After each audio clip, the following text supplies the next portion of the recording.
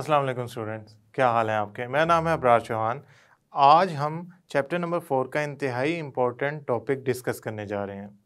वो है types of crystalline solids, और उसमें जो दूसरा हिस्सा है वो हम पढ़ने जा रहे हैं आयनिक सॉलिड्स की डिफरेंट प्रॉपर्टीज़। तो चलते हैं हम लेक्चर की तरफ।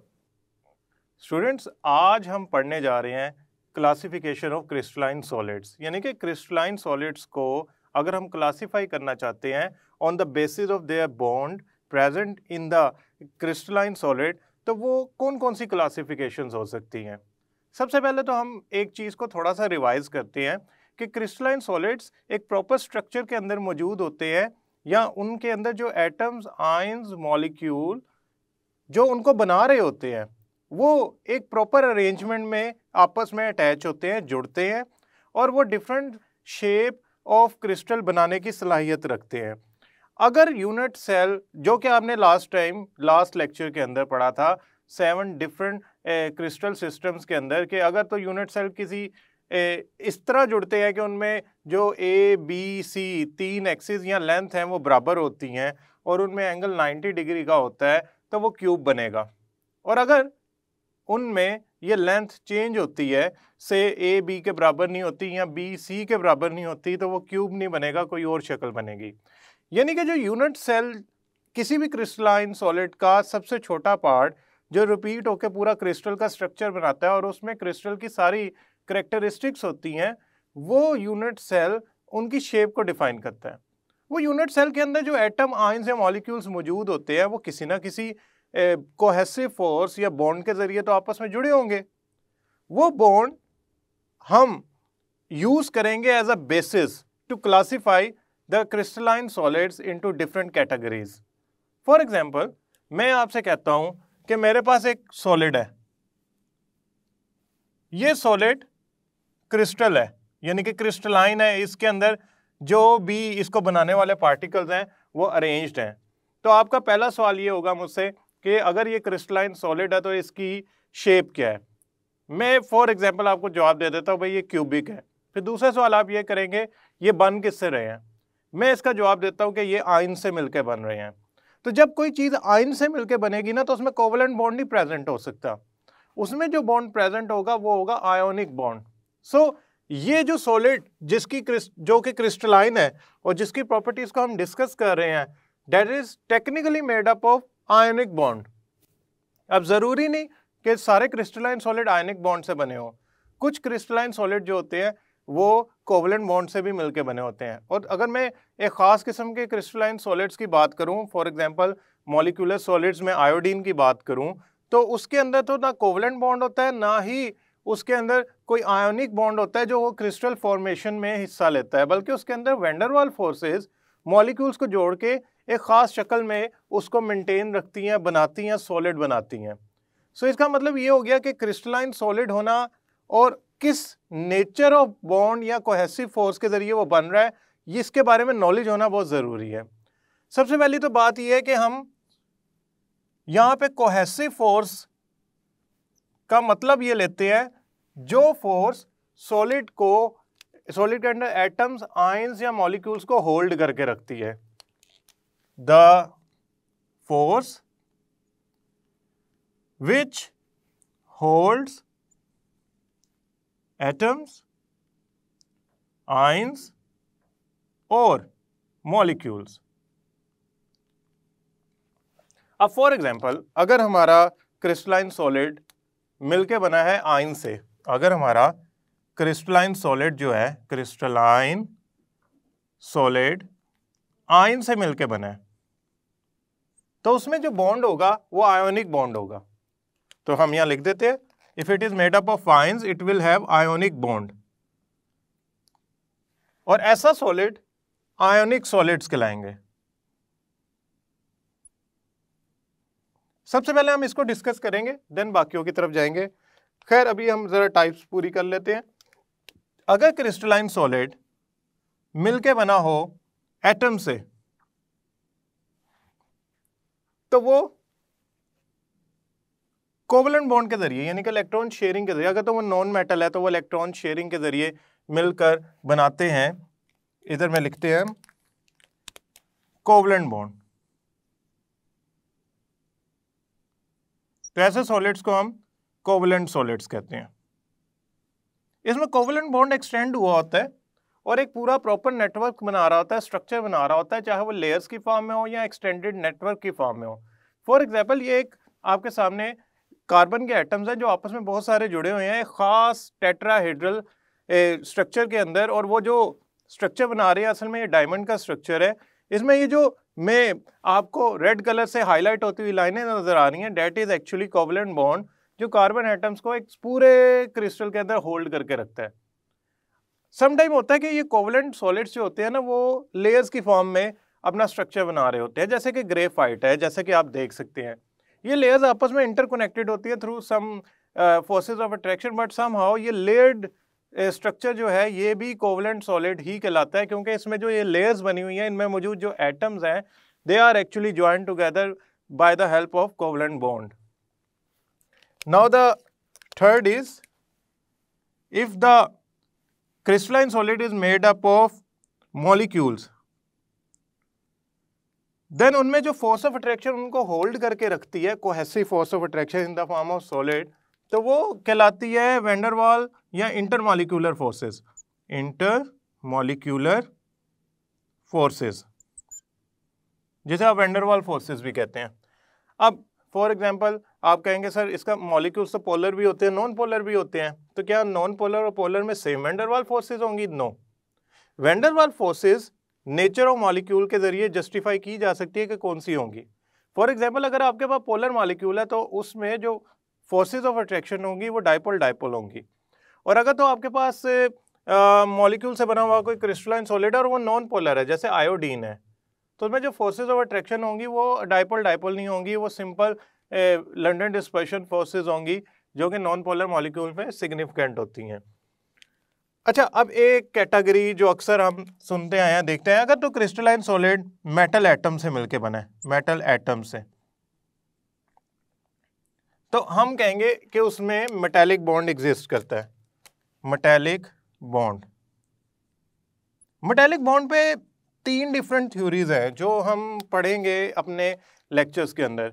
पहली थ्योरी तो ये कहती है कि जो मेटल के एटम्स हैं ना, they are actually forming a pool of electron, जिसके अंदर वो डिप हुए होते हैं, हेल्ड हुए होते हैं, और वो इलेक्ट्रॉन पूल गैस थ्योरी कहलाती है, या इलेक्ट्रॉन पूल थ्योरी या electron pool gas theory.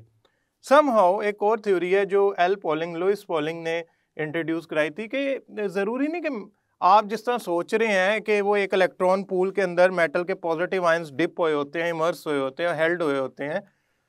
Sometime आप इसको एक दूसरे नज़रिए से देखें कि मेटल के एटम आपस में कोवलेंट बॉन्ड भी बना सकते हैं। वो कोवलेंट बॉन्ड लोकलाइज नहीं होगा, यानी कि एक मेटल के जो 2 एटम्स हैं अगर वो at a time covalent bond बना रहे हैं, तो अगर वो वहीं मौजूद रहे तो उसे हम कहेंगे कि वो लोकलाइज्ड है। अगर वो बॉन्ड कभी इससे बन रहा है, कभी उस मेटल के एटम से, कभी ऊपर वाले से, कभी नीचे वाले से, कभी लेफ्ट वाले से, कभी राइट वाले से, तो हम कहेंगे कि वो डीलोकलाइज हो गया। It's not now localise, the bond has become a delocalised.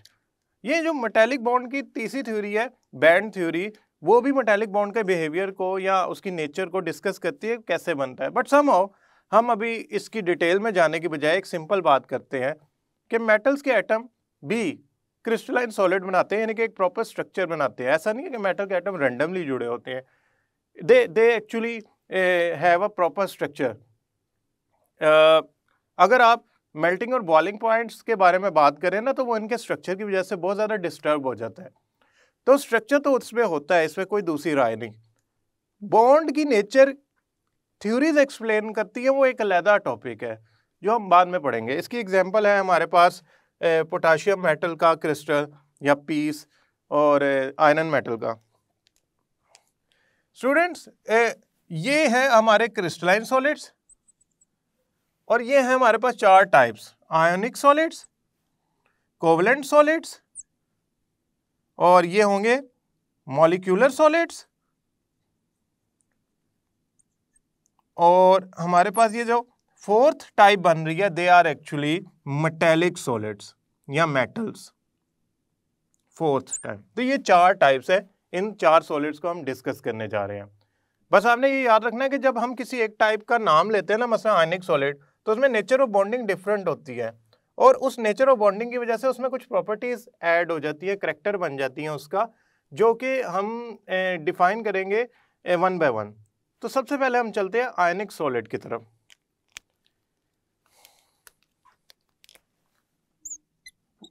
What are ionic solids? सबसे पहला तो आपका क्वेश्चन ये होना चाहिए आयनिक सॉलिड्स में कि हमारे पास आयनिक सॉलिड अगर मौजूद है तो वो है क्या, means what actually is ionic solid. Ionic solid एक ऐसा सॉलिड है जिसमें आयनिक बॉन्ड प्रेजेंट होता है। आयनिक solids have ionic bond, this bond hold opposite charges together. अब इस आयनिक सॉलिड की बेसिक डेफिनेशन को थोड़ा सा हम एक्सपेंड करते हैं कि आयनिक बॉन्ड क्या होता है, किनके दरमियान बनता है, उसकी नेचर किस किस्म की है, उसमें आयंस अगर बनते हैं तो उनके साइजेस के बारे में क्या इंफॉर्मेशन मौजूद है, और फिर हम उसकी प्रॉपर्टीज की तरफ जाएंगे। So somehow we actually have a basic idea कि आयनिक सॉलिड जो हम पढ़ने जा रहे हैं वो ऐसे क्रिस्टलाइन सॉलिड्स होंगे जो कि आयनिक बॉन्ड से बने हैं। सो दो वर्ड मैंने बोले हैं, they are the crystalline solid, it means they have the structure, they have the orderly arrangement और whatever the particles they have. यानी कि आयनिक सॉलिड जिस मर्जी चीज से बने हैं, आयन से ही बने हैं, लेकिन आप जब भी क्रिस्टलाइन सॉलिड का नाम लेते हैं तो उस क्रिस्टलाइन सॉलिड जिस मर्जी पार्टिकल से बना है वो अरेंजमेंट की फॉर्म में होते हैं, they are not randomly arrange. So this is a ionic solid is a crystalline compound, it means it has the arrangement of ions present in them. दूसरा, आयोनिक सॉलिड का मतलब ये है कि वो आयनिक बॉन्ड रखता है। अब आयनिक बॉन्ड क्या होता है, इसके बारे में थोड़ा सा हम फर्दर डिस्कस करते हैं। आयनिक बॉन्ड असल में हमारा जो पीरियोडिक टेबल है ना उसमें तकरीबन 118 के करीब एलिमेंट्स हैं और उसमें 90 प्लस जो है ना वो तो मेटल्स हैं।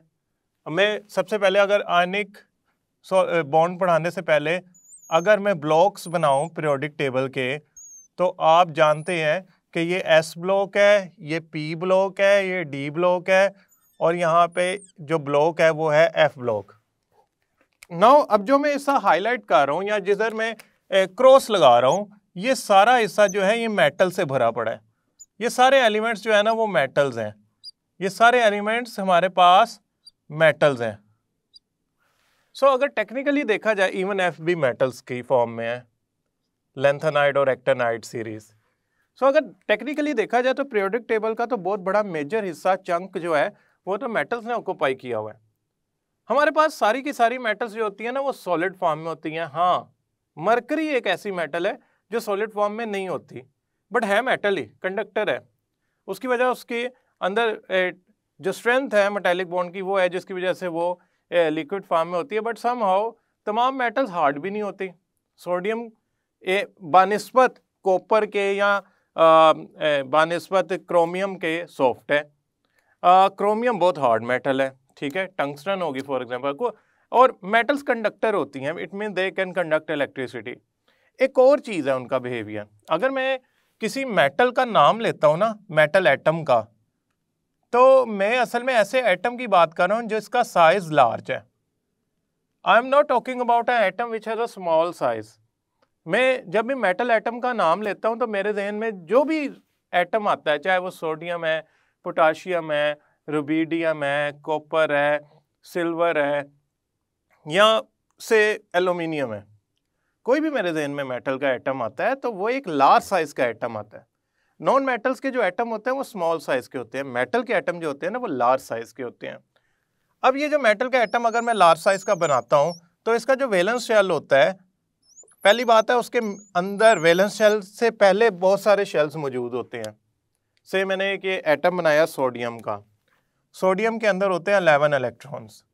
11 इलेक्ट्रॉन्स का मतलब ये है कि उसके पहले शेल के अंदर 2 होंगे, दूसरे में 8 होंगे, तीसरे में 1 होगा। It means it has 2 electrons here, 8 electrons in this shell which is actually this is KL। 8 electron पहले मैं पूरे बना लूँ। Now this has the 1 electron which is indicated by a small point और सर्कल। मैंने इसे खुद इससे इसलिए डोनेट किया ताकि डिनोट किया है ताकि मैं आपको साबित कर सकूं या शो कर सकूं, डिस्टिंग्विश कर सकूं कि ये वैलेंस शेल है। वैलेंस शेल है, सबसे बाहर वाला शेल वैलेंस कहते हैं, सबसे बाहर वाले शेल को। और ये है इलेक्ट्रॉन वैलेंस शेल का सबसे बाहर वाला इलेक्ट्रॉन, आउटर मोस्ट इलेक्ट्रॉन। सो वैलेंस शेल का सबसे बाहर जो इलेक्ट्रॉन मौजूद होगा वो आउटर मोस्ट इलेक्ट्रॉन होगा। खैर समहाउ ये इलेक्ट्रॉन सोडियम का वैलेंस शेल में मौजूद है। अगर मैं इसका साइज देखूं तो it has a very large size as compare to any other non metal. इसके इलेक्ट्रॉन न्यूक्लियस से दूर होते हैं, तो जब इसका इलेक्ट्रॉन न्यूक्लियस से दूर होंगे तो वो तो होल्ड नहीं कर सकेगा न्यूक्लियस। फॉर एग्जाम्पल अगर मेरे से कोई मेरा दोस्त बहुत दूर बैठा हो, किसी और मुल्क बैठा हो या इवन किसी और शहर बैठा हो, तो मेरी उससे कम्युनिकेशन उतनी इफेक्टिव नहीं होगी कि अगर वो मेरे करीब बैठा हो मैं उससे इतनी इफेक्टिव कम्युनिकेशन कर सकता हूँ, उससे दोस्ती बनाई रख सकता हूँ। सेम इसी तरह न्यूक्लियस के करीब अगर इलेक्ट्रॉन होगा तो वो इन्फ्लुएंस में होगा न्यूक्लियस के ज़्यादा, और अगर वो न्यूक्लियस से दूर जाता जाएगा तो एक्चुअली वो उसके इन्फ्लुएंस से दूर जाता जा रहा है। लिहाजा जितना इलेक्ट्रॉन दूर जाएगा उतना वो लूज होता जाएगा, उसकी होल्डिंग कम होती जाएगी, न्यूक्लियस उसकी होल्डिंग कम, न्यूक्लियस से उसकी होल्डिंग कम होती जाएगी, और अल्टीमेटली उसके निकलने के चांसेस बहुत ज़्यादा हो जाएंगे। वैसे भी अगर टेक्निकली गौर किया जाए तो जो आउटर मोस्ट शेल है उसमें 1 इलेक्ट्रॉन है। सोडियम को स्टेबल होने के लिए आउटर मोस्ट शेल में 8 इलेक्ट्रॉन चाहिए, तो 1 से वो 8 पे तो नहीं जा सकता किसी सूरत भी। मीन्स मेरे पास 1 लाख रुपया हो तो मैं उससे 8 लाख तक पहुंचने के लिए 7 लाख उधार नहीं ले सकता। हाँ, मेरे पास 7 लाख होते तो शायद मुझे कोई 1 लाख उधार दे देता, क्योंकि मेरे पास जो उधार वाली रकम है उससे ज़्यादा पहले ही सोर्स या रिसोर्सेज पड़े हैं, सो वो मैनेज हो जाता है। इवन मेरे पास 5 लाख होते 3 में गेन कर लेता। तो अगर आपके पास 1 लाख है और आप 7 लाख गेन करना चाहते हो, डेट बिकम डिफिकल्ट। सो इसी तरह 1 से 8 तक पहुंचना मुश्किल है। हाँ, एक आसान काम सोडियम को नजर आ रहा है, ये इलेक्ट्रॉन लूज भी है, ढीला डाला भी है न्यूक्लियस के साथ अट्रैक्शन में, और दूसरी बात ये है कि अगर ये निकल जाता है तो पीछे से जो शेल निकलता है उसमें 8 इलेक्ट्रॉन होते हैं। सो सोडियम क्या करता है, 1 इलेक्ट्रॉन लूज कर देता है। सोडियम क्या करता है, it loses a single electron and convert itself into a positive charge. So whenever it finds any other atom, जैसे नॉन मेटल उसके सामने आया, उसने नॉन मेटल ने कहा कि मुझे इलेक्ट्रॉन की ज़रूरत है, सोडियम ने कहा मेरे पास एक्स्ट्रा इलेक्ट्रॉन है 1, मैं 1 से 8 में नहीं जा सकता, लेकिन मैं 1 इलेक्ट्रॉन निकाल के ज़रूर अपने जो इनर शेल है उसमें से इलेक्ट्रॉन रिमूव करके ज़रूर अपना जो 8 इलेक्ट्रॉन वाला शेल है उसको वैलेंस बना सकता हूँ और उससे मैं स्टेबल हो जाऊंगा। तो sodium is actually losing electron. अच्छा, ये इलेक्ट्रॉन लूज कर रहा है, याद रखिएगा यहां पे एक पॉइंट, द एटम्स या metals lose electron easily because एक उनका इलेक्ट्रॉन जो होता है वो न्यूक्लियस से दूर होता है बड़े साइज की वजह से, लिहाजा वो लूजली हेल्ड होता है as compare to other non metals. Non metal के मुकाबले में मेटल के जो वैलेंस शेल के एटम्स होते हैं वो लूजली हेल्ड होते हैं। दूसरा, इनकी आयोनाइजेशन एनर्जी यानी कि energy required to lose electron, ये किसी वैलेंस शेल में से इलेक्ट्रॉन निकालने के लिए जो एनर्जी चाहिए वो कहलाती है आयोनाइजेशन एनर्जी, वो बहुत लेस होती है, स्मॉल होती है, उसकी वैल्यू जो होती है ना वो बहुत कम होती है। बेहतर होगा अगर हम यहाँ वर्ड स्मॉल लिख लें क्योंकि लेस कंपैरिजन में लिखी जाती है। खैर समहाउ इन दो वजूहात की वजह से जो मेटल का एटम है वो इलेक्ट्रॉन लूज करना पसंद करता है। कितनी, फॉर एग्जांपल सोडियम को अगर आप 496 किलो जाउल एनर्जी देंगे 1 मोल एटम को, 1 मोल सोडियम एटम्स को 496 किलो जाउल एनर्जी देंगे तो वो सोडियम आयन में चेंज हो जाएगा, so it can easily lose an electron. लेकिन अगर नॉन मेटल्स की बात की जाए, फॉर एग्जांपल क्लोरीन का इलेक्ट्रॉन निकालना चाहते हैं तो वो आप इसके मुकाबले में डबल एनर्जी भी दे दें तो वो शायद इलेक्ट्रॉन लूज ना करे, क्योंकि उनकी आयोनाइजेशन एनर्जी बहुत ज़्यादा होती है। क्यों ज़्यादा होती है? क्योंकि उसके न्यूक्लियस ने इलेक्ट्रॉन्स को पकड़ के रखा होता है, हेल्ड किया होता है strongly. So only metals can lose electron. The basic crux of this all discussion is whenever we are discussing के मेटल्स जो हैं वो क्या करेंगी, वो इलेक्ट्रॉन लूज करेंगी। क्यों? ये उनके लिए आसान काम है। इस तरह वो लूज करके ना सिर्फ अपने 8 इलेक्ट्रॉन वाला शेल सरफेस पे ले आती हैं, बाहर ले आती हैं और अपने आप को स्टेबल कर लेती हैं, बल्कि उनके लिए काम भी आसान है इलेक्ट्रॉन लूज करना, गेन नहीं करती मेटल्स।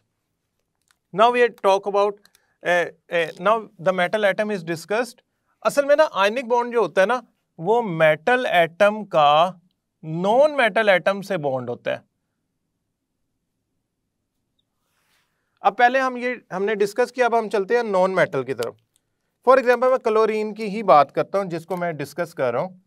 क्लोरीन जो होता है ना, उसका एटॉमिक नंबर होता है 17। इसका मतलब क्या है? इसका मतलब ये है कि इसके इनर शेल में 2 है, देन 8 है, ये और फिर आते हैं 7। अगर आप गौर करें तो इसके आउटर मोस्ट शेल में 7 इलेक्ट्रॉन्स है। ये K शेल है, ये L शेल है, ये M शेल है। 7 इलेक्ट्रॉन्स का मतलब ये है कि वो 1 इलेक्ट्रॉन गेन कर सकता है। तो क्लोरीन करता क्या? क्लोरीन कहता है सोडियम से कि जो इलेक्ट्रॉन आपने लूज किया वो मुझे दे दो। तो सोडियम क्या करता है, अपना इलेक्ट्रॉन इसको दे देता है, डोनेट कर देता है, और खुद सोडियम आयन में चेंज हो जाता है। क्लोरीन वो इलेक्ट्रॉन गेन करके क्लोराइड आयन में चेंज हो जाता है। अब सोडियम आयन और क्लोराइड आयन करते क्या है? फोर्सेस ऑफ अट्रैक्शन डेवलप करते हैं, इलेक्ट्रोस्टैटिक फोर्स ऑफ अट्रैक्शन। अब यहाँ पे एक बात मैंने वर्ड बोला है, एक्चुअली बात नहीं, वर्ड बोला है, electrostatic force of attraction, the force of attraction between charges. हुआ क्या है? सोडियम ने इलेक्ट्रॉन लूज करना पसंद किया, क्लोरीन ने इलेक्ट्रॉन गेन करना पसंद किया। इनमें जो फोर्स ऑफ अट्रैक्शन डेवलप हुई है वो कहलाएगी आयोनिक बॉन्ड। सो आयनिक बॉन्ड की थोड़ी डेफिनेशन लिख लेते हैं, फिर हम इस टॉपिक को प्रॉपर्टीज ऑफ आयनिक बॉन्ड की, आयनिक सॉलिड्स की तरफ ले जाते हैं। Ionic bond is form by transfer of electrons. For example, sodium lose 1 electron, chlorine gain 1 electron। ये E के ऊपर जो नेगेटिव चार्ज लिखते हैं ना, ये एक्चुअली सिंबल है इलेक्ट्रॉन का। सो क्लोरीन 1 इलेक्ट्रॉन गेन करता है, then sodium ion and chloride ion forms and they will form ionic bond। देखो आयनिक बॉन्ड क्या है? आयनिक बॉन्ड वो है जो इलेक्ट्रॉन की ट्रांसफर से बना। कैसे? सोडियम ने इलेक्ट्रॉन लूज किया, क्लोरीन ने इलेक्ट्रॉन गेन किया। अब इनमें forces of attraction, electrostatic force of attraction develop होगी जो कि आयनिक बॉन्ड कहलाएगी। आयनिक बॉन्ड असल में तब बना जब मेटल ने इलेक्ट्रॉन लूज किया, नॉन मेटल ने इलेक्ट्रॉन गेन किया, और उससे जो force, electrostatic force of attraction यानी कि चार्जेस के दरमियान फोर्स ऑफ अट्रैक्शन, आयंस के दरमियान फोर्स ऑफ अट्रैक्शन डेवलप हुई, वो कहलाएगी आयनिक बॉन्ड। वो आयनिक बॉन्ड ऐसी ताकतवर बॉन्ड है जो कि प्रॉपर्टीज को बहुत ज्यादा बेहतर बना देती है। वाटर 100 डिग्री पे बॉयल होता है, सोडियम क्लोराइड से आप ये उम्मीद लगा ही नहीं सकते, वो तो 801 डिग्री यानी कि 801 डिग्री पे मेल्ट होता है, तो इसका तो बॉइलिंग पॉइंट 1000 से ऊपर जाएगा। सो एक्सपेक्ट ये करें कि जब मैं सोडियम क्लोराइड यानी कि किसी भी आयनिक सॉलिड की बात कर रहा हूं, यानी कि जिसमें आयनिक बॉन्ड है, यानी कि वो बॉन्ड जो इलेक्ट्रॉन की ट्रांसफर से बना है, उसके अंदर जो प्रॉपर्टीज मौजूद होंगी वो बहुत बेहतरीन होंगी।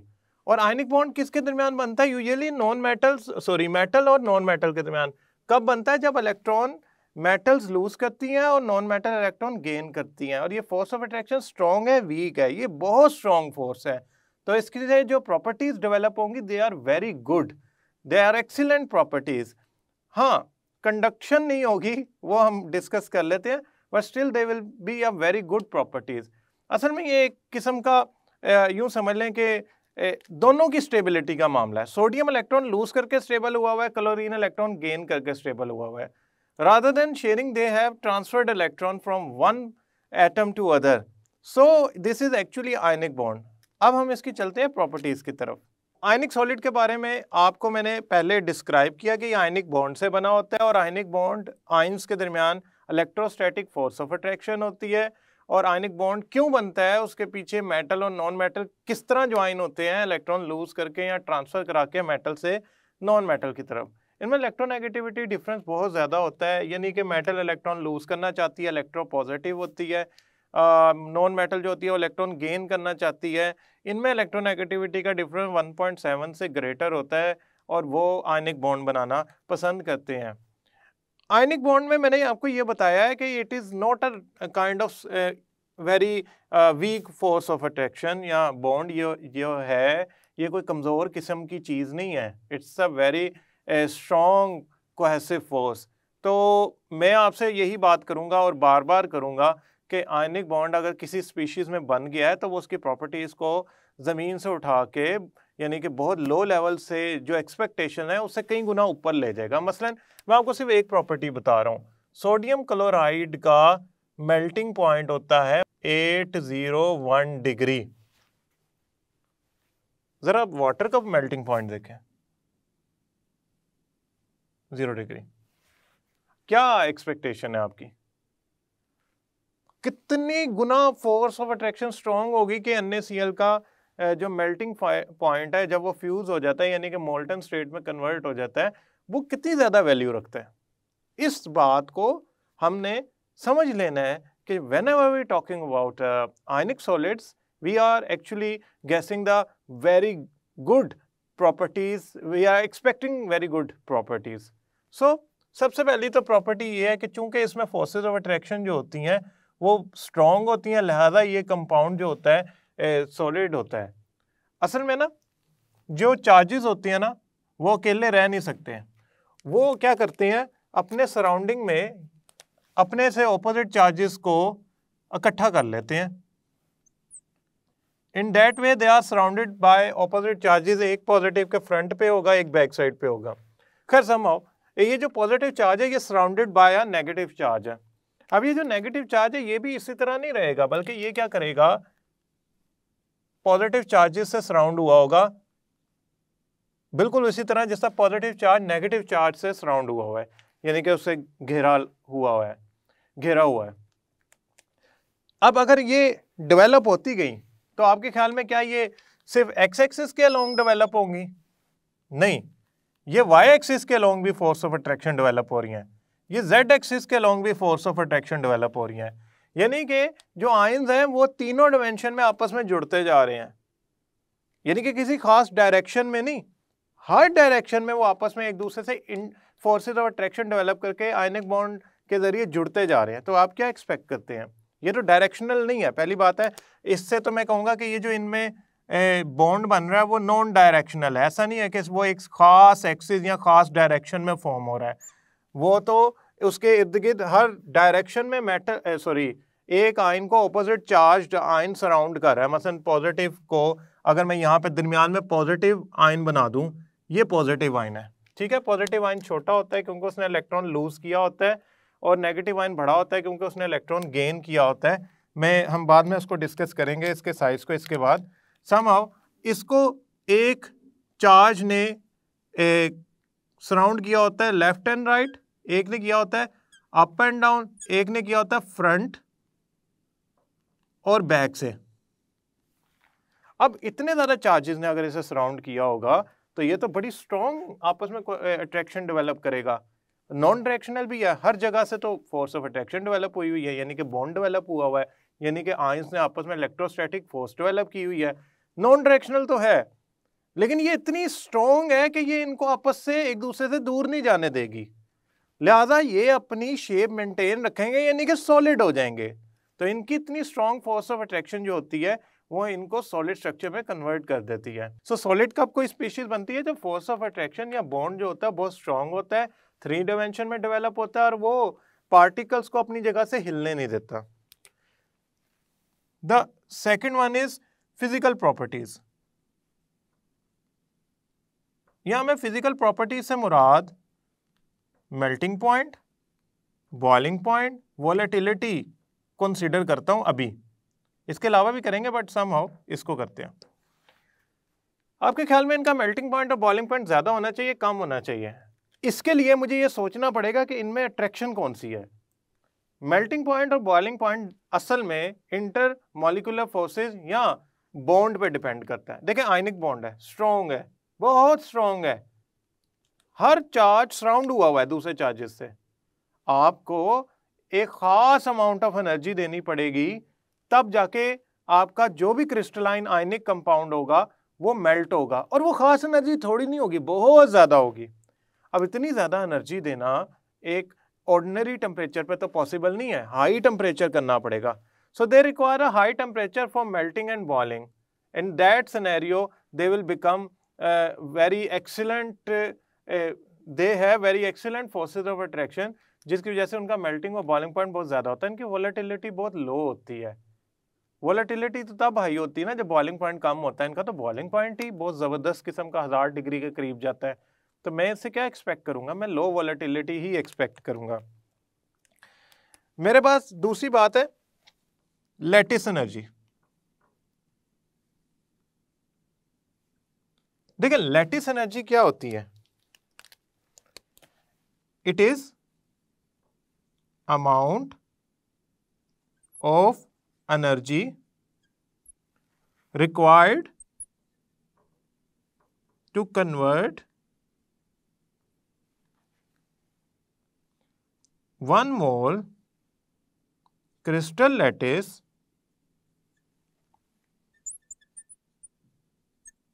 into gaseous ions।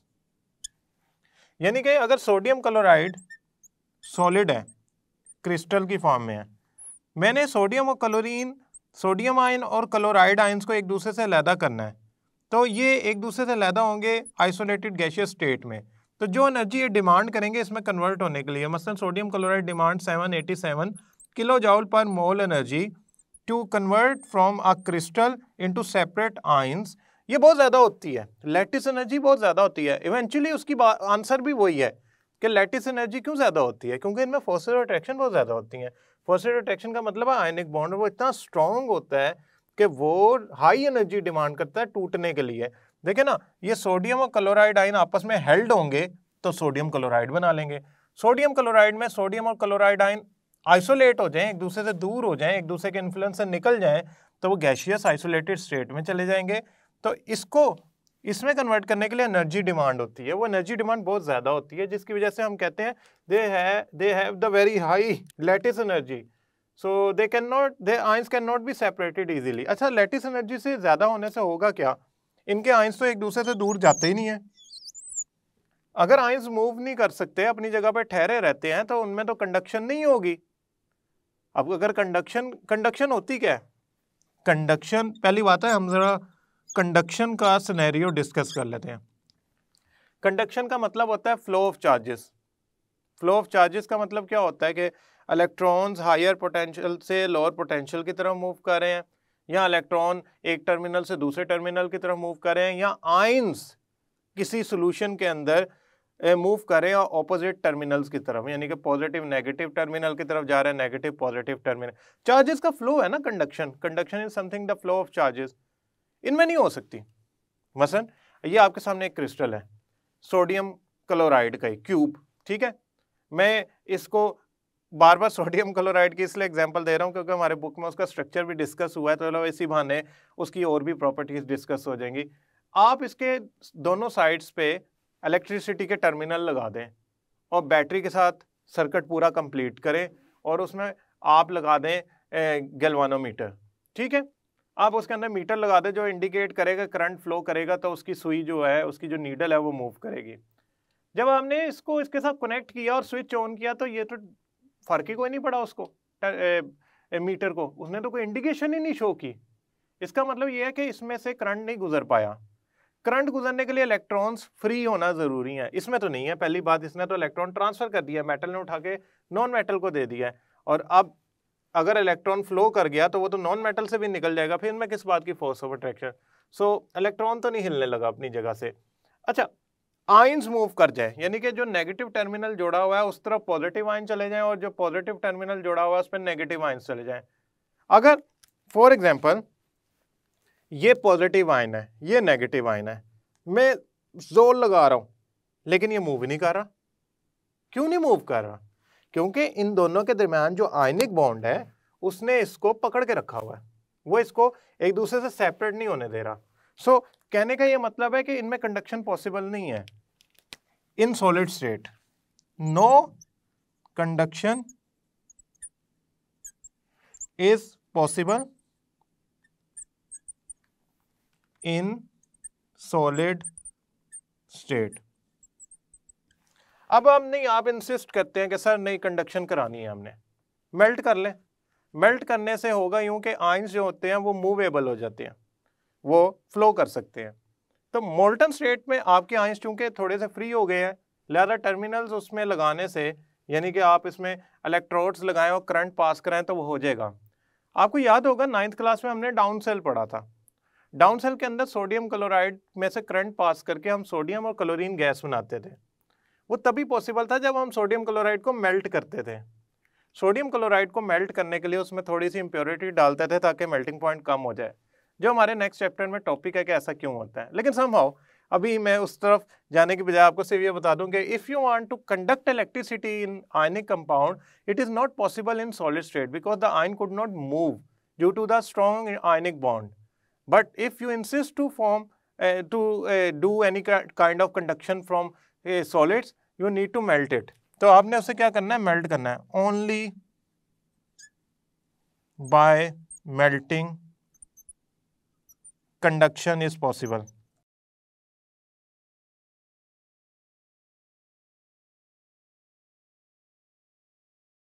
हाँ, अगर आयनिक कंपाउंड वाटर में डिसॉल्व हो जाता है तो वो फिर भी आयंस में चेंज हो जाएगा, तब भी कंडक्शन पॉसिबल है। यानी कि अगर वो इलेक्ट्रोलाइट बना लेता है तो भी कंडक्टिविटी पॉसिबल है। अगर वो इनसॉल्युबल है देन अगेन वो वाटर में आयंस के फॉर्म में कन्वर्ट नहीं हुआ, लिहाजा वो सोल्यूशन स्टेट में गया ही नहीं, लिहाजा अगर उसने सोल्यूशन नहीं बनाया तब वो कंडक्शन नहीं करेगा। सो समहाउ मेल्टिंग के जरिए सारे आयनिक कंपाउंड जो होते हैं वो कंडक्टर बन सकते हैं। सोल्यूशन सिर्फ उन आयनिक कंपाउंड का कंडक्टर बन सकता है जिसमें आयंस जो हैं वो क्या करें, एक दूसरे वो हल हो जाए और एक दूसरे से सेपरेट हो जाए। फॉर एग्जाम्पल ये वाटर के अंदर मैंने सोडियम क्लोराइड का क्रिस्टल डाला और वो सोडियम आयंस और क्लोराइड आयंस में चेंज हो गया ड्यू टू वाटर की फोर्सेस ऑफ अट्रैक्शन। अब जब वो आयंस अलग हो गए तो इट मींस के they can move, they can flow towards opposite terminal. तो अब मैं इसमें से करंट पास करूंगा तो हो जाएगा।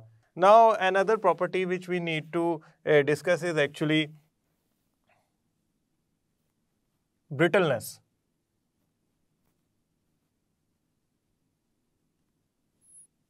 ब्रिटलनेस का मतलब होता है कि अगर आप कोई एक्सटर्नल फोर्स अप्लाई करें तो जो आयनिक कंपाउंड है वो टूट जाए। हाँ, लेयर्स की फॉर्म में टूटेगा, अलोंग सर्टेन प्लेन टूटेगा, रैंडमली नहीं टूटेगा। अब यहां पे जरा एक चीज देखते हैं। हमारे पास है एक क्रिस्टल, हमने उस पर फोर्स अप्लाई की, फोर्स अप्लाई करने पे वो सर्टेन प्लेन के अलोंग ब्रेक कर गया, इसे कहेंगे ब्रिटलनेस होना। ये क्रिस्टल ब्रिटल है, एक्सटर्नल फोर्स पे ब्रेक डाउन हो गया, इसे कहेंगे ब्रिटलनेस। आयनिक कंपाउंड ब्रिटल होते हैं, उसकी वजह क्या है? उसकी वजह जरा थोड़ा सा डिस्कस करते हैं। देखिए आपके सामने ये different layers of oppositely charge ions हैं जो आपस में जुड़ी हुई हैं, और जब आपने इस पर फोर्स लगाई तो ऊपरली लेयर जो है ना वो दूसरी लेयर के ऊपर अगर स्लाइड करती है तो होगा यूं कि उनके एक दूसरे के सामने सिमिलर चार्जेस आ जाएंगे। पहले ऐसा नहीं था, पहले जो फोर्स लगाने से पहले स्ट्रक्चर था उसमें ऑपोजिट चार्जेस एक दूसरे के सामने थे, लिहाजा फोर्स ऑफ अट्रैक्शन डेवलप हुई थी, कोई ब्रेकिंग का चांस नहीं था। आपने फोर्स लगाई, एक लेयर दूसरी लेयर के ऊपर स्लाइड कर गई, जैसे ही वो लेयर उसके ऊपर स्लाइड की सिमिलर चार्जेस, सेम चार्जेस एक दूसरे के सामने आ गए। जब वो एक दूसरे के सामने आएंगे तो वो अट्रैक्ट करेंगे, रिपेल करेंगे, रिपेल करेंगे, रिपेल करेंगे तो क्या होगा? वहां पे क्लीवेज डेवलप हो जाएगा, ब्रेकिंग डेवलप हो जाएगी, क्रैक इंड्यूस हो जाएगा। तो हम कहेंगे कि ये वाली काम ने, ये वाली हमारी एक्सटर्नल फोर्स ने इस क्रिस्टल में तोड़ फोड़ का क्लीवेज डेवलप कर दी है, क्रैक डेवलप कर दिया है। ये प्रोसेस कहलाता है breaking off crystals in along certain layers. वो लेयर्स क्लीवेज प्लेन्स कहलाते हैं। ये क्लीवेज प्लेन है जिसके अलोंग वो टूटा है क्रिस्टल। और आप याद रखिएगा, और ये हर क्रिस्टल का क्लीवेज प्लेन 1, 2, 3 डिपेंड के कौन सा क्रिस्टल है, एक से ज्यादा भी हो सकते हैं क्लीवेज प्लेन। सोडियम क्लोराइड में 3 क्लीवेज प्लेन है, वो तीनों क्लीवेज प्लेन एक दूसरे के परपेंडिकुलर हैं। लिहाजा मैं सोडियम क्लोराइड के क्रिस्टल को तोड़ता हूं तो वो और फर्दर छोटे क्यूब्स में कन्वर्ट हो जाता है। हाँ, इसका मतलब आसान लफ्जों में ये है कि सोडियम क्लोराइड एक्सटर्नल फोर्स की एप्लीकेशन से मोल्ड नहीं हो जाता, फोल्ड नहीं हो जाता, किसी और शेप में कन्वर्ट नहीं हो जाता, टूट जाता है। अलोंग सर्टन उसमें क्लीवेज प्लेन्स डेवलप होते हैं। सोडियम क्लोराइड का क्रिस्टल फर्दर छोटे छोटे क्यूब्स में कन्वर्ट हो जाता है, क्योंकि उसमें जो क्लीवेज होती है वो क्यूबिक क्लीवेज होती है। 3 परपेंडिकुलर प्लेन्स में उसमें क्रैक इंड्यूस हो जाता है। So brittleness is nothing but a crystal can be brittle if by applying external force it can be broken down and it break down through a certain plane जहाँ forces of attraction weak होती हैं, जो हमने cleavage में पढ़ा है। और हमने ये बात याद रखनी है कि आयनिक कंपाउंड ब्रिटल होते हैं। क्यों? अगर आप फोर्स लगाते हैं तो सिमिलर चार्जेस एक दूसरे के सामने आ जाते हैं। अब आपको जरा इसका आइडिया क्लियर हो गया होगा। मेरा ख्याल था कि ये हम थोड़ा डिटेल में डिस्कस कर लेते तो हमें जरा बेहतर आइडिया हो जाता। अब हम चलते हैं दूसरी प्रॉपर्टी की तरफ। Now we have the property is actually structure. अच्छा, जो स्ट्रक्चर है ना आयनिक कंपाउंड का, वो आयंस की यानी कि पॉजिटिव और नेगेटिव चार्जेस की रेडियस की रेशो पे डिपेंड करता है। फॉर एग्जांपल सोडियम क्लोराइड और सीजियम फ्लोराइड, इनकी रेडियस की रेशो सिमिलर होती है, लिहाजा इनका स्ट्रक्चर भी क्यूबिक होता है, सेम होता है। मैं आसान लफ्जों में कहूँ, जो स्ट्रक्चर है ना वो इस बात पे डिपेंड करेगा कि आपके आयंस के रेडियस की रेशो क्या है, यानी कि positive to negative charge ratio क्या वैल्यू रखती है। अगर मैं सोडियम क्लोराइड का स्ट्रक्चर कंपेयर करना चाहूँ पोटाशियम ब्रोमाइड से, so they would have different values of their ions radius. तो इसकी आयनिक रेडियस की जो रेशियो है वो डिफरेंट होगी सोडियम क्लोराइड से, लिहाजा इसका स्ट्रक्चर नहीं मैच करेगा सोडियम क्लोराइड से। आपने याद रखना है कि जो आयनिक कंपाउंड्स होते हैं उनमें जो उनके आयंस की रेशियो होती है रेडियस की, वो डिफाइन करेगी कि क्रिस्टल जो है ना वो किस स्ट्रक्चर का बनेगा। अब हमने 7 क्रिस्टल सिस्टम्स पढ़े हैं, उसके अंदर हमने देखा था यूनिट सेल का जो स्ट्रक्चर था उसमें डिफरेंट डायमेंशंस जो थी, से A B C alpha beta gamma, crystallographic elements जो थे उसमें डिपेंड कर रहा था कि वो स्ट्रक्चर क्या होगा। वो स्ट्रक्चर चेंज इसलिए हो जाता था क्योंकि आयंस की रेडियस की रेशो चेंज हो जाती थी, बड़े छोटे आयंस डिफरेंट होते हैं। मतलब मैं सोडियम क्लोराइड का और पोटाशियम ब्रोमाइड या किसी और आयंस का आपस में मुकाबला करूं तो हो सकता है कि इनमें रेडियस रेशो का डिफरेंस आ जाए, लिहाजा उनका स्ट्रक्चर जो है वो चेंज हो जाए। क्योंकि पैकिंग तो इस बात पर डिपेंड करती है ना कि वो कौन से आयंस आपस में पैक हो रहे हैं। हाँ, पैकिंग इनकी जो होती है वो क्लोजली पैक्ड होते हैं। अगर ये क्लोजली पैक्ड होंगे उसकी वजह एक ही हो सकती है, इनमें बॉन्ड स्ट्रॉन्ग है, उसने खींच के आयंस को आपस में एक दूसरे के साथ क्लोजली पैक कर लिया। और इनका स्ट्रक्चर जो होता है वो क्लोजली पैक इसलिए होता है क्योंकि आयनिक बॉन्ड होता है, और इसके स्ट्रक्चर किस किस्म का होगा, किस शेप का होगा, ये डिपेंड करेगा कि इनमें आयनिक की रेडियस रेशो क्या है। अब स्टूडेंट्स 2 प्रॉपर्टीज रह गई, फॉर्मूला यूनिट या मॉलिक्यूलर फॉर्मूला एक, and the second one is actually density, और एक और है दे show isomorphism and polymorphism. Definitely they can form structures. तो स्ट्रक्चर शो करने वाले हो सकता है कि समटाइम इन दोनों का स्ट्रक्चर सेम है तो ये क्या होंगे, आइसोमॉर्फ। अगर कोई एलिमेंट एक से ज़्यादा स्ट्रक्चर शो कर सकता है तो वो क्या होगा, पॉलीमॉर्फ। तो उसकी स्टडी कहलाएगी पॉलीमॉर्फिज्म। खैर, हम फार्मूला यूनिट और मॉलिक्यूलर फार्मूला को डिस्कस करते हैं। स्टूडेंट्स, ये आपके सामने आयनिक कंपाउंड है सोडियम क्लोराइड, यकीनन इसमें आयंस आपस में जुड़े हुए हैं। जब इसमें आयंस आपस में जुड़े हुए हैं तो मैं इसे हीट करता हूँ। हीट करने पे ऐसा नहीं है कि इसके जो पार्ट्स हैं मॉलिक्यूल्स की फॉर्म में अलग हो गए, यानी कि जब मैं सोडियम क्लोराइड को वेपराइज कराता हूँ तो वो मॉलिक्यूल्स की फॉर्म में कन्वर्ट नहीं हो जाता। इसका मतलब ये है कि जो आयनिक कंपाउंड है वो मॉलिक्यूल से मिलके नहीं बने। आसान लफ्जों में, मॉलिक्यूल्स आयनिक कंपाउंड नहीं बनाते। असल में ना आयनिक कंपाउंड एक ख़ास आयंस की जो रेशो है या वैल्यू है, जिसे एम्पिरिकल फार्मूला आसान लफ्जों में कहते हैं, the simplest ratio between the ions, वो रिपीट होके खास स्ट्रक्चर बनाती है जिसे हम फार्मूला यूनिट कहते हैं। So ionic compound formula unit से मिलके बने होते हैं, they are not formed from molecular formula. तो आप एक्सपेक्ट ना कीजिएगा कि फार्मूला यूनिट के अलावा इनका मॉलिक्यूल भी हो सकता है। जब मॉलिक्यूल नहीं होता तो मॉलिक्यूलर फार्मूला कैसे होगा? So they only have formula unit. मतलब सोडियम क्लोराइड का जो सिंपलेस्ट फार्मूला यूनिट है वो सोडियम 1 क्लोराइड 1 है। असल में ना इसका जो यूनिट सेल होता है ना वो 4 सोडियम क्लोराइड के फार्मूला यूनिट से रिपीट होके बना होता है क्यूब की फॉर्म में, इस फॉर्म में। ये फॉर एग्जांपल ये सोडियम है तो ये होगा क्लोराइड, अगेन ये क्लोराइड होगा और ये क्लोराइड होगा। अगर मैं इसको थोड़ा सा प्रॉपर बना लूं, ये सोडियम होगा, अगेन ये सोडियम होगा, ये सोडियम होगा, और अच्छा ये क्लोराइड होगा, देन ये बन गए। अब गौर करें कौन कौन से यूनिट बन गए। क्लोराइड, सोडियम,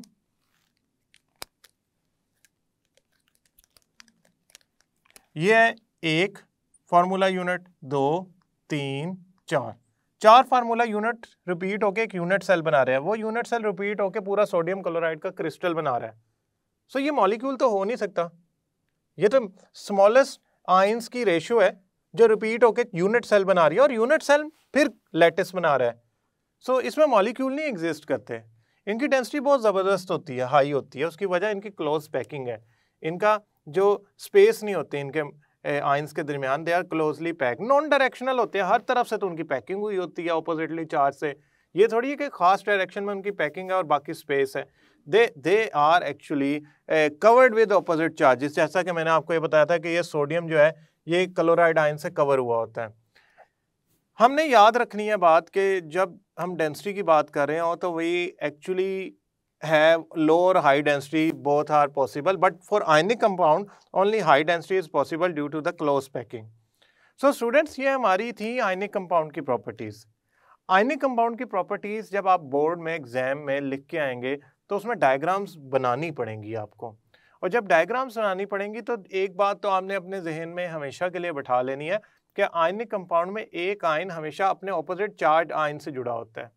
यानी कि पॉजिटिव के बाद हमेशा नेगेटिव आएगा, जो मर्जी हो जाए। क्यों? अगर पॉजिटिव के बाद आपने पॉजिटिव बना दिया तो उनमें फोर्स ऑफ अट्रैक्शन नहीं, फोर्स ऑफ रिपल्शन डेवलप होगी। क्यों? पॉजिटिव और पॉजिटिव चार्ज रिपेल करेंगे, अट्रैक्ट नहीं करेंगे। सो आयनिक कंपाउंड का जब भी स्ट्रक्चर बनता है, फॉर एग्जाम्पल आप अगर गौर करें तो मैंने जो ग्रीन वाले क्लोराइड आयंस बनाए हैं, मैं इस पर मेंशन कर देता हूँ, ये नेगेटिव चार्ज है, ये पॉजिटिव सोडियम चार्ज है। तो जो मैंने क्लोराइड आयंस बनाए हैं, they are actually attached with the sodium rather than again another chloride ion। तो सोडियम आयन से वो अटैच हुए हुए हैं। तो मैंने हमेशा ये बात याद रखनी है, जब भी मैं आपको समझा रहा हूँ मैं बार बार ये कह रहा हूँ कि आपने ऑपोजिट चार्जेस की लेयर बनानी है, सेम चार्जेस की लेयर नहीं बनानी। पॉजिटिव आयन छोटा बनाना है। उसकी वजह ये है कि पॉजिटिव आयन इलेक्ट्रॉन लूज करके बाकी जो बचे हुए इलेक्ट्रॉन है उसको न्यूक्लियस करीब खींच के साइज छोटा कर लेता है।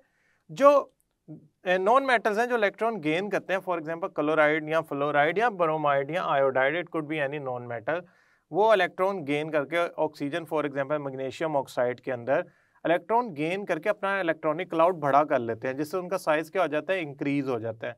तो आपने याद रखना है कि नेगेटिव चार्ज लार्ज साइज के होते हैं, positive charge as compare to negative charges small size के होते हैं। पॉजिटिव चार्ज, मैं न्यूट्रल एटम की नहीं बात कर रहा, पॉजिटिव चार्ज छोटे होते हैं, negative charges as compare to positive charge large होते हैं। So whenever you are drawing any kind of structure of ionic compound, चाहे वो सोडियम क्लोराइड का है, सीजियम फ्लोराइड का है, चाहे वो कुछ भी है, आपने पॉजिटिव और नेगेटिव चार्जेस के साइजेस का ख्याल रखना है, जैसे कि मैंने इस पूरे लेक्चर में रखा है। स्टूडेंट्स, इस लेक्चर में मैंने टाइप्स ऑफ क्रिस्टलाइन सॉलिड्स की जनरल बातें बताई, डिस्क्रिप्शन बताई, और मैं उम्मीद करता हूँ कि अब आप उनको कम से कम डिफ्रेंशिएट करने के काबिल हो गए हैं। आयनिक सॉलिड्स की मैंने डिटेल में डिस्कशन की, और ये डिस्कशन आपको आइडिया दे देगी कि आयनिक सॉलिड आइंदा से आपके नज़दीक किस किस्म की प्रॉपर्टीज़ रखेंगे। आयनिक सॉलिड्स की प्रॉपर्टीज़ बहुत ज़्यादा ज़बरदस्त होती हैं। उसकी वजह उसमें मौजूद आयनिक बॉन्ड एक strong electrostatic force of attraction की मौजूदगी है। मैं उम्मीद करता हूँ ये लेक्चर समझ आया होगा और आप इन प्रॉपर्टीज़ को आसानी से लिख पाएंगे, समझ पाएंगे और प्रैक्टिस भी करेंगे। नेक्स्ट लेक्चर तक के लिए अल्लाह हाफिज़।